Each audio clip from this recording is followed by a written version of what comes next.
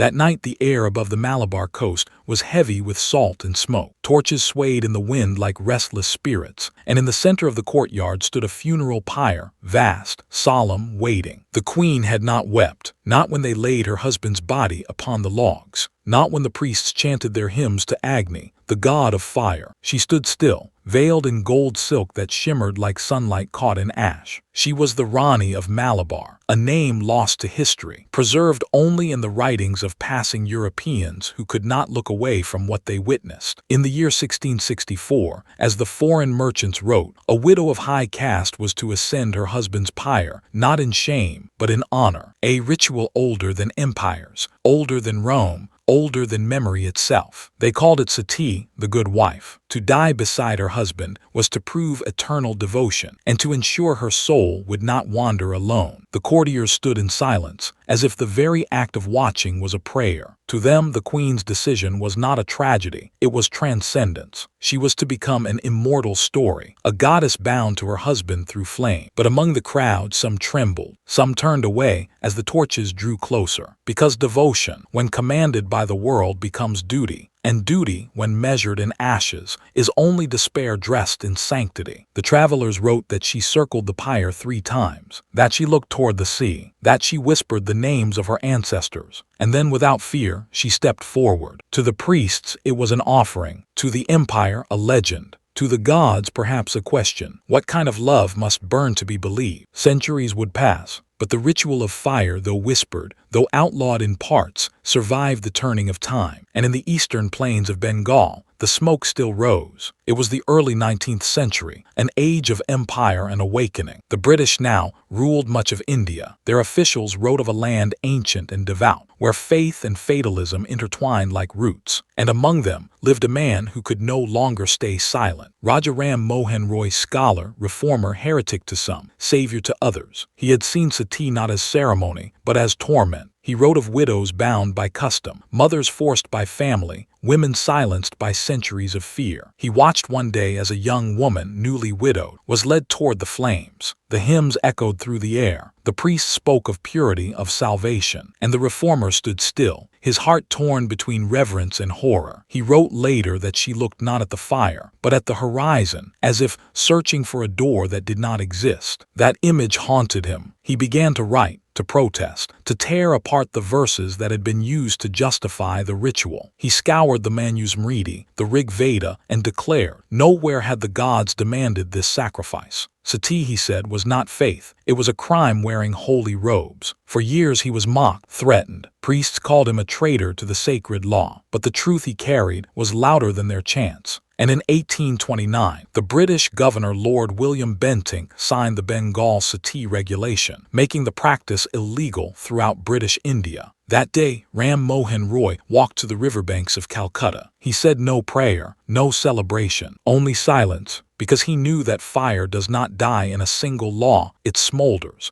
waiting for memory to feed it again. In villages, some still whispered of the good wife. Some still lit secret pyres in the name of purity. The old beliefs clung to the land like dust, impossible to sweep away completely. But time kept turning, and the fire that had once been worshipped began to fade from faith into history, until one day, more than a century later, it returned. The desert would see its last flame. The year was 1987. The empire was long gone, the scriptures rewritten, the pyres outlawed. But in a small village called Diorala, in the heart of Rajasthan, a shadow from another century rose once more, carried by whispers, tradition, and fear. The sun had barely set when they brought her out. Rup Kanwar, only 18, widowed just 8 months after her marriage to Mal Singh Shekhawat, a man nearly twice her age. The villagers said she had spoken no word since his death, only silence, the kind that grows when grief and duty meet in darkness. They dressed her in bridal red, the color of weddings and of blood. Her bangles glimmered in the fatting light, and the smell of sandalwood mixed with the dry scent of earth and smoke. In the courtyard, a pyre had been built for her husband, high, solemn, surrounded by men chanting hymns older than memory. The words echoed through the village like wind through hollow stone. Agni Sakshi, the fire is the witness. No one could say what passed through her eyes as she approached. Some said devotion, some said terror, Others silence, because history has always been written by the watchers, not the burning. Witnesses later told stories, each one slightly different, like reflections on rippling water. Some said she stepped onto the pyre willingly. Others swore she hesitated, that hands unseen helped her into the flames. When the fire rose, the chants grew louder. Drums beat, conch shells blew, and by the time the smoke cleared, Rup Kanwar had become a symbol, not of devotion, but of the fire that refused to die. The world reacted with horror. News spread beyond the deserts of Rajasthan, to Delhi, to London, to New York. Journalists called it India's last Sati. Women's rights groups took to the streets, demanding justice. But in Diorala, the villagers built a shrine. They called her Sati Mata, the good wife reborn. Pilgrims came to offer flowers and gold, to seek blessings in the ashes. The government responded with the Commission of Inquiry Act. 45 people were arrested, priests, relatives, witnesses. But the courts could not hold fire. Years passed, and one by one they were released. The law condemned the act, but in the hearts of many, the story turned to legend once again. And so, from the Rani of Malabar to the nameless Wid, Rajaram Mohan Roy watched fade into ash. To Rup Kanwar, the girl who burned at the edge of modern India, the story of Sati became not one ritual, but 1,000. A ritual of power, of silence, of men who spoke for the gods, and women who could not speak at all. Historians call it devotion. Anthropologists call it cultural symbolism. But when the flames rise, no word remains holy. The fire of Sati was not only ritual, it was reflection. It showed the empire of fear that outlived kings, religions, and laws. It was not just a pyre, it was a mirror held to humanity itself. And if you listen closely, in the flicker of a torch, in the crackle of a candle's last breath, you might still hear the whisper of those who stood before the fire and asked the question the world never answered. If love demands death, was it ever love at all?